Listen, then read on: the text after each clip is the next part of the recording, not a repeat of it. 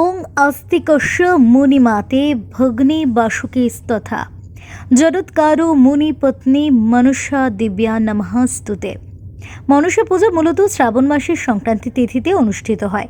মনসা, কেতকা, পদ্মাবতী বিভিন্ন নামে মনসা দেবী সমাধিক প্রসিদ্ধ।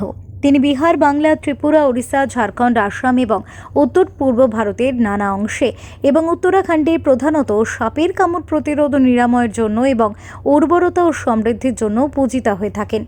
হিন্দু ধর্মে মনসা হলেন ভগবান শিবের কন্যা, কিন্তু একজন ঋষির দ্বারা লালিত পালিত হয়েছিলেন তিনি। আজ ভক্তি ভরে মা মনসা দেবীর পূজা অনুষ্ঠিত হচ্ছে রাজ্য জুড়ে। আগরতলায় দুর্গা বাড়িতে নিয়ম নিষ্ঠার সঙ্গে অনুষ্ঠিত হয় মনসা পুজো। আজকে শ্রী শ্রী মনসা পূজার হলো এটা সংক্রান্তির দিন হয়, শ্রাবণের সংক্রান্তির দিন এই পুজোটা হয়ে থাকে। সবসময় হয়ে আসছে রাজামল থেকে।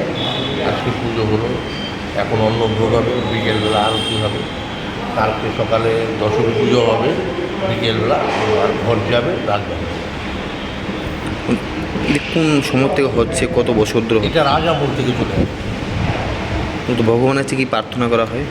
মার কাছে প্রার্থনা করা হয় যাতে সবাই সুখ শান্তিতে থাকে, যাতে রোগ শোক সব কিছু শেষ হয়ে যায় মানুষের শরীর।